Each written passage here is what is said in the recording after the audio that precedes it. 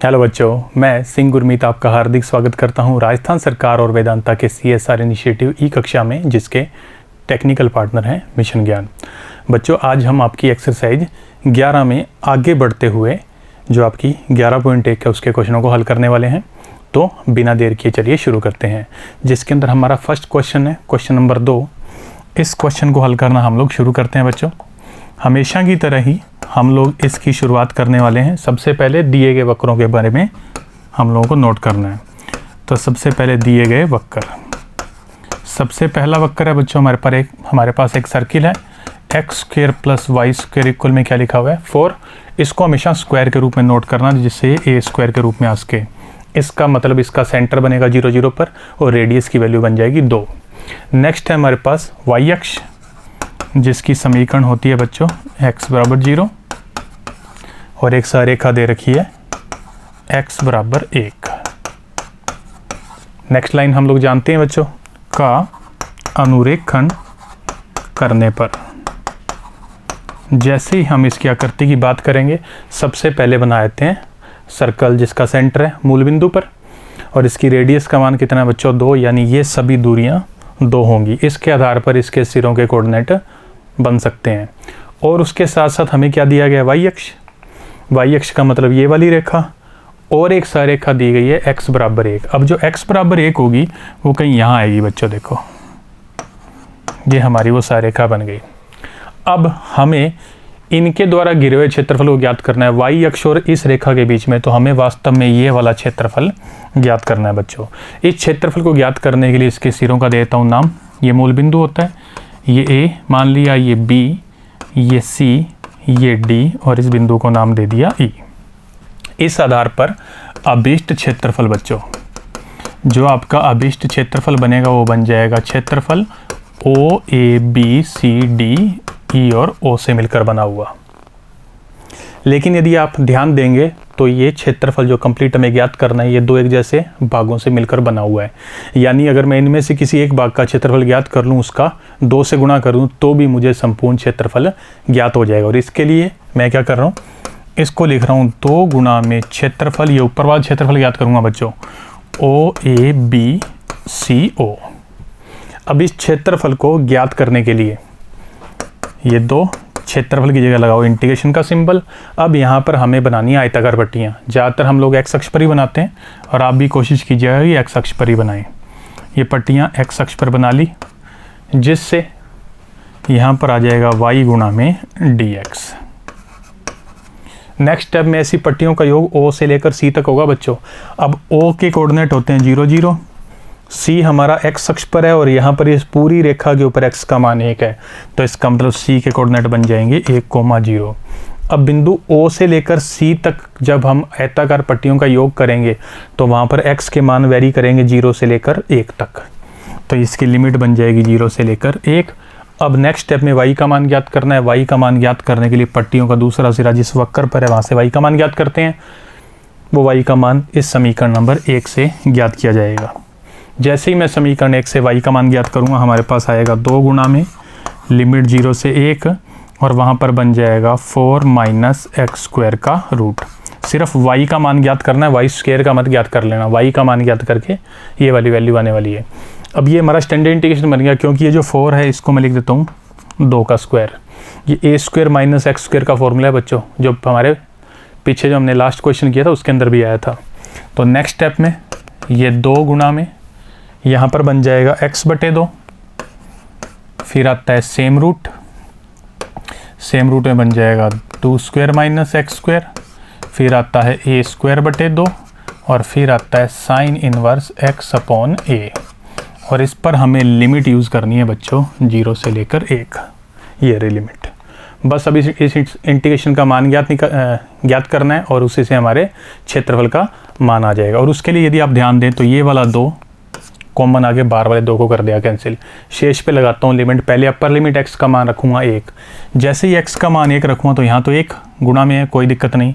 यहाँ पर बन जाएगा √3, फिर यहाँ पर ये 4, और साइन इनवर्स के अंदर कितना आ रहा है बच्चों 1/2। ये बन गई upper limit, minus lower limit, उसके लिए x का मान क्या रखेंगे 0, 0 रखते हैं, यहाँ पर आ रहा है मल्टीप्लाई में 0, तो ये वैल्यू 0, ये वैल्यू 4, यहाँ पर साइन इनवर्स के अंदर बन जाएगा 0।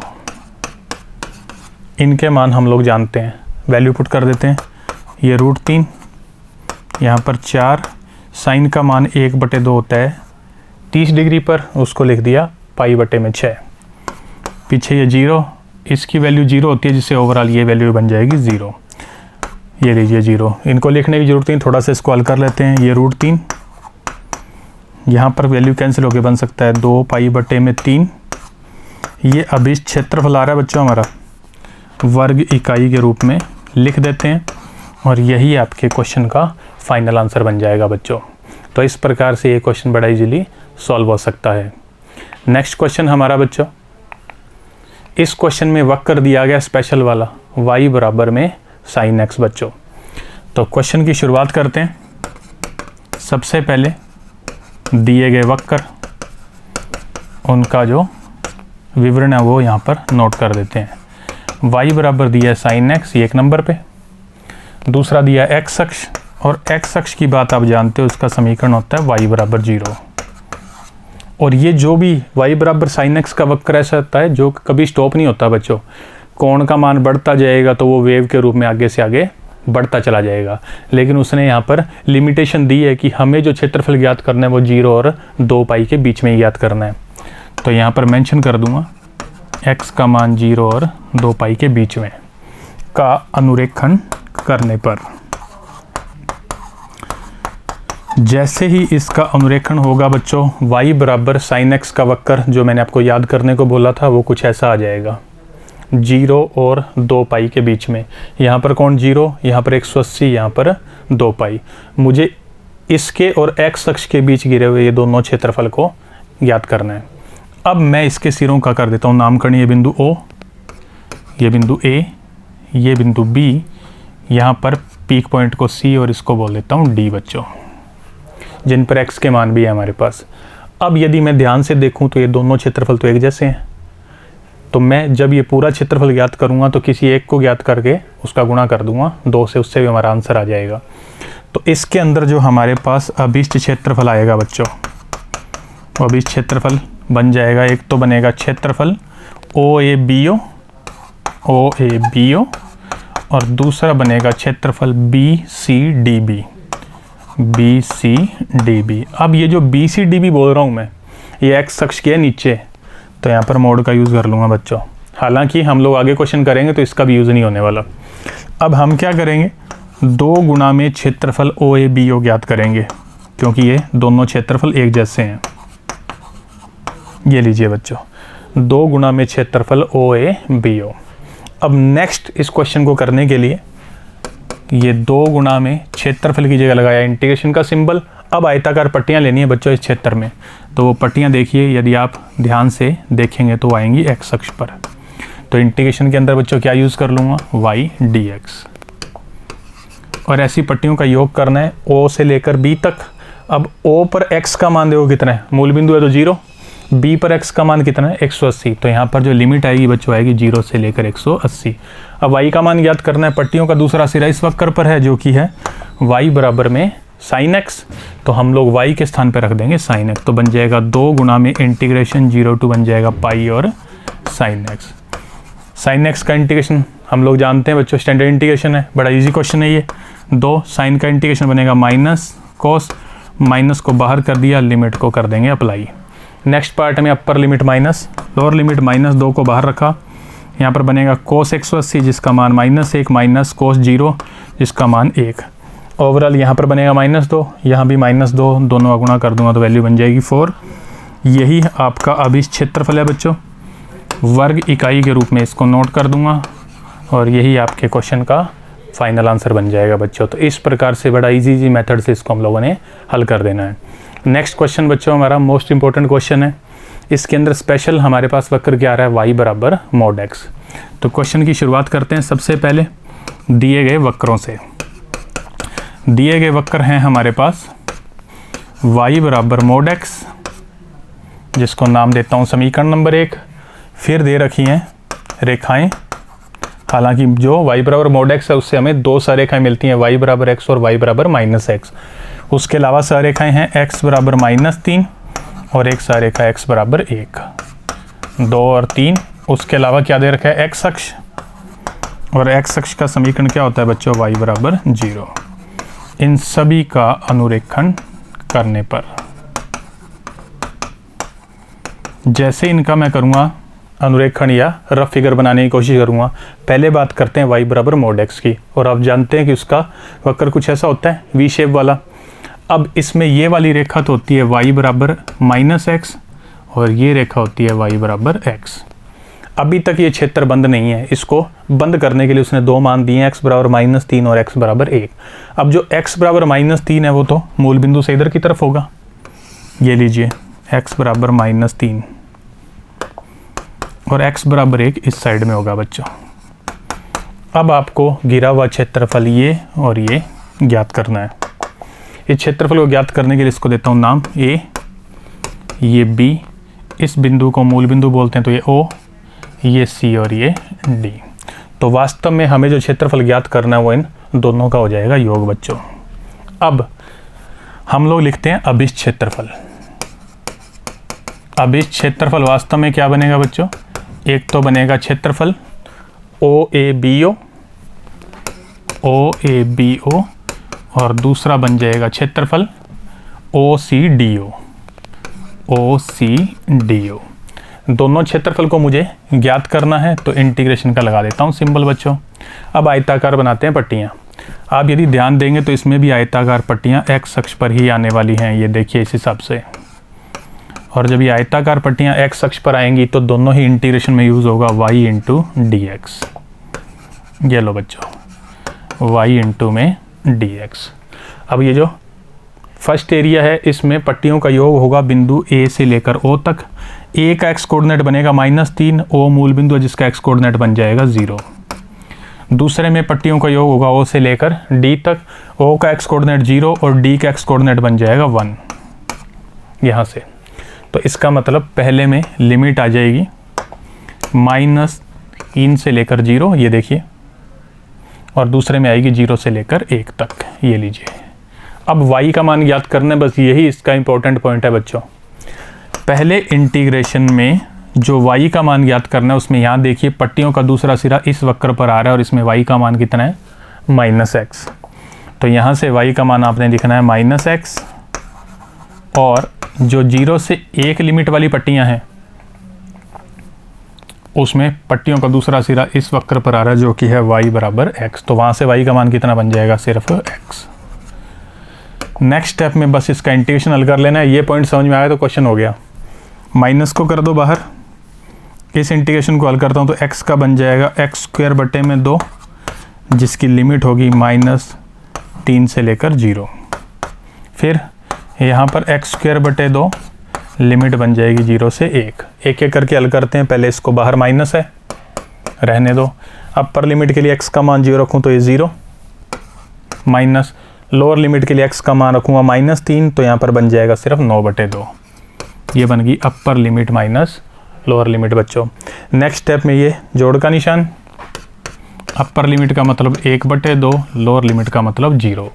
थोड़ा सा हल करता हूँ, माइनस का गुणा करूँ तो 9 बटे 2, ये आ जाएगा 1 बटे 2, हल करके बनेगा 5, जो कि अभिष्ट क्षेत्रफल होगा, वर्ग इकाई के रूप में लिख देंगे और यही आपके क्वेश्चन का फाइनल आंसर बन जाएगा बच्चों। तो इस प्रकार से ये वाला क्वेश्चन बड़ा इजीली हल हो सकता है। नेक्स्ट क्वेश्चन अपना, निर्देश अक्षों और इस रेखा से परिबद्ध क्षेत्र का क्षेत्रफल हम लोगों को ज्ञात करना है। निर्देश अक्षों का मतलब x अक्ष और y अक्ष के साथ इस रेखा के द्वारा जो क्षेत्रफल बनाया जाता है उसको हम लोगों को ज्ञात करना है।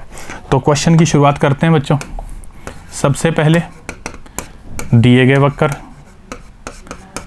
वक्र है हमारे पास, दोनों के दोनों अक्ष।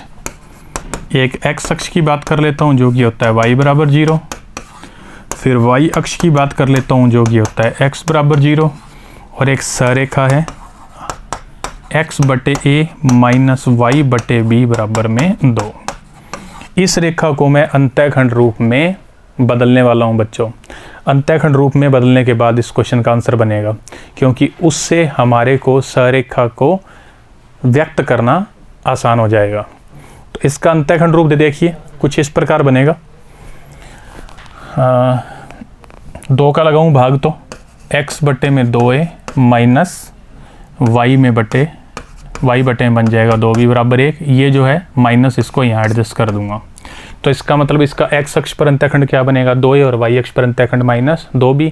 तो अक्षों के ऊपर जो इसके इंटरसेक्शन पॉइंट आएंगे, x अक्ष पर तो आएगा 2a, 0 और y अक्ष पर आएगा 0, में माइनस 2b। अब ये वाले जो बिंदु आ रहे हैं वो कहीं यहाँ आएंगे। देखो यहाँ बिंदु आएगा 0, माइनस 2b और यहाँ पर कहीं बिंदु आएगा, मान लेते हैं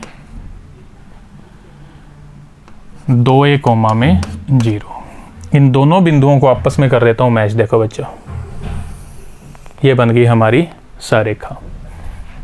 इस सरेखा की बात कर रहा हूँ। फिर x अक्ष और y अक्ष तो ऑलरेडी होते ही है हमारे पास, तो इनके द्वारा गिरा हुआ ये वाला क्षेत्रफल मुझे ज्ञात करना है। इस क्षेत्रफल के सिरों का नामकरण कर देता हूँ O, ये बिंदु A और ये बिंदु B। अब हमें जो अभिष्ट क्षेत्रफल ज्ञात करना है बच्चों, वो कौन सा है, मैं यहाँ नोट कर देता हूँ। अभिष्ट क्षेत्रफल जो कि बन जाएगा क्षेत्रफल OABO। इस क्षेत्रफल को ज्ञात करने के लिए क्षेत्रफल, ये इंटीग्रेशन का सिंबल। अच्छा, एक बात और यहाँ पर, वो ये कि ये जो क्षेत्रफल x अक्ष से नीचे है तो पक्का इसका मान किस में आएगा, माइनस में। तो उसको बदलने के लिए मैं यहाँ पर लगा देता हूँ मोड पहले से। अब इंटीग्रेशन का सिंबल आ गया। इंटीग्रेशन के हल करने के लिए हमें आयताकार पट्टियों की आवश्यकता पड़ेगी बच्चों। वो पट्टियाँ मैं ले रहा हूँ x अक्ष पर, तो इसके अंदर लिख दूंगा y और dx। और ऐसी पट्टियों का जो योग करोगे ना आप, वो O से लेकर A तक होगा। अब O तो मूल बिंदु है जिस पर x कोऑर्डिनेट कितना बन जाएगा 0, तो यहाँ पर आएगा 0 लोअर लिमिट, और A का x कोऑर्डिनेट बनेगा 2a, तो इसकी अपर लिमिट बन जाएगी 2a। अब y का मान याद करते हैं हम लोग इस सरेखा से। इस सरेखा को हल करता हूँ तो y बटे b का मान बन जाएगा बच्चों x बटे a माइनस में 2, जहाँ से सिर्फ y का मान ज्ञात करूँ b से गुणा करके, तो b गुणा में x माइनस a बटे में 2। इस y के मान को मैं यहाँ यूज़ कर लेता हूँ। तो इंटीग्रेशन की लिमिट 0 से 2a, y का मान b गुणा में x बटे a माइनस में 2 आएगा बच्चों। x बटे a माइनस 2। और इसका इंटीग्रेशन हल करूँगा बच्चों आगे चलते हुए, क्योंकि इन पट्टियों का दूसरा सिरा इस रेखा पर आ रहा था, जिससे मैंने y का मान ज्ञात कर लिया। अब इस इंटीग्रेशन को हल करना है। अब मोड के अंदर रखना, सब कुछ अपने आप सॉल्व हो जाएगा। ये b तो कांस्टेंट है, इसको तो कर दिया बाहर। x बटे a का इंटीग्रेशन करूँ तो x स्क्वायर बटे में 2a माइनस 2 का किया तो 2x, इस पर लगाऊंगा लिमिट 0 से लेकर 2a, और ये जो भी वैल्यू आएगी उसको रखूँगा मोड के अंदर, ताकि माइनस का चिन्ह आए। नेक्स्ट स्टेप में ये b, इसका अपर लिमिट लगाऊं तो कितनी बनेगी बच्चों, x की जगह रखूँगा 2a, तो यहाँ पर बनेगा 4a square upon 2a minus, यहाँ पर x की जगह रखूँ 2a तो बन जाएगा 4a। ये तो upper limit, minus lower limit के लिए x का मान रखूँगा 0, तो ये ओवरऑल वैल्यू बन जाएगी 0। ये लो बच्चों, इसके अंदर मोड। अब यहाँ से यदि मान ज्ञात करूँ तो आएगा 2a, इसके अंदर चले रहा है माइनस 4a, ये मोड के अंदर रखना है। यहाँ से वैल्यू बनेगी माइनस 2a, गुणा में आ रहा है b with in the mode, mode से माइनस हट जाएगा बच्चों। ओवरऑल वैल्यू बनेगी 2ab, जो कि आपका अभिष्ट क्षेत्रफल होगा वर्ग इकाई के रूप में। इसको नोट कर देंगे बच्चों, और यही आपके क्वेश्चन का फाइनल आंसर बन जाएगा। तो इस प्रकार से ये वाला क्वेश्चन भी बड़ा इजीली हल हो सकता है। नेक्स्ट क्वेश्चन बच्चों, हमारा इस एक्सरसाइज का आखिरी क्वेश्चन है ये। इसके अंदर एक दी हुई है सरेखा और 2 सरेखाएं x बराबर 2 और x बराबर दे रखी हैं 4। इन सभी का पहले कर देते हैं, मतलब जो विवरण है उसको नोट कर देते हैं। तो इस क्वेश्चन को हल करने के लिए हम लोग लिखते हैं सबसे पहले दिए गए वक्र। दिए गए वक्रों में सब की सब हैं सरेखाएं, तो मैं यहाँ सीधा लिख देता हूँ रेखाएं। पहली है x प्लस 2y बराबर में 8, जिसको नाम देता हूँ समीकरण नंबर 1। दूसरी रेखा है x बराबर 2, फिर x इक्वल टू दे रखा है 4, और आखिर में x अक्ष है, और x अक्ष का मतलब होता है बच्चों y बराबर 0 का अनुरेखण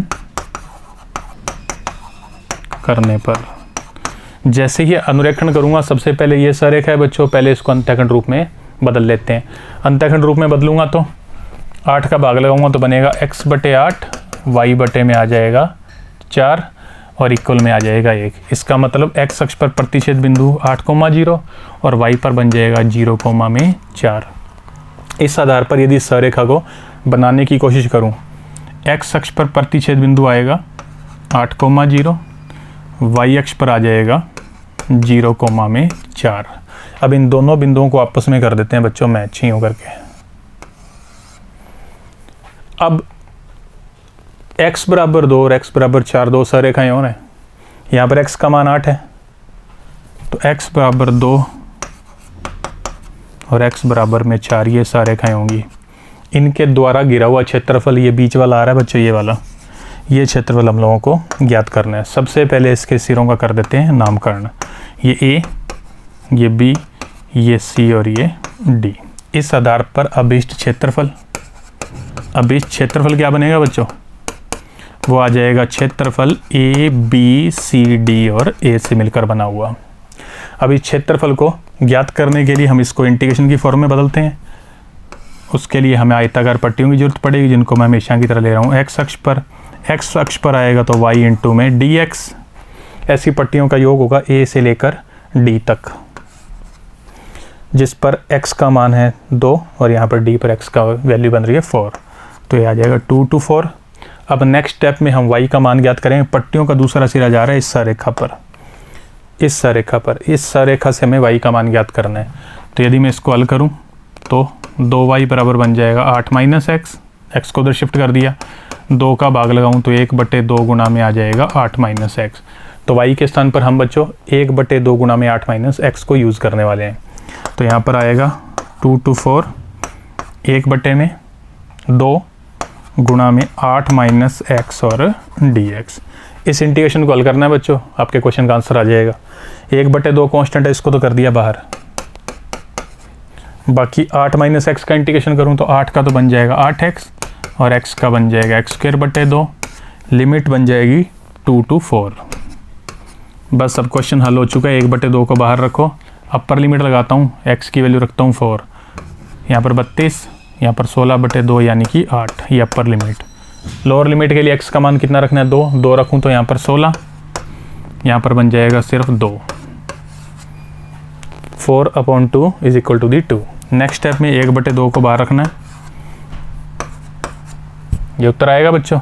इसका उत्तर ये लीजिए, दोनों को हल करूँ तो 10, उत्तर बनेगा 5। ये अभीष्ट क्षेत्रफल होगा बच्चों वर्ग इकाई के रूप में, और यही आपके क्वेश्चन का फाइनल आंसर बन जाएगा बच्चों। तो इस प्रकार से आपकी एक्सरसाइज 11.1 पूर्ण होती है। अगले वीडियो के साथ जल्दी मुलाकात करेंगे बच्चों। धन्यवाद।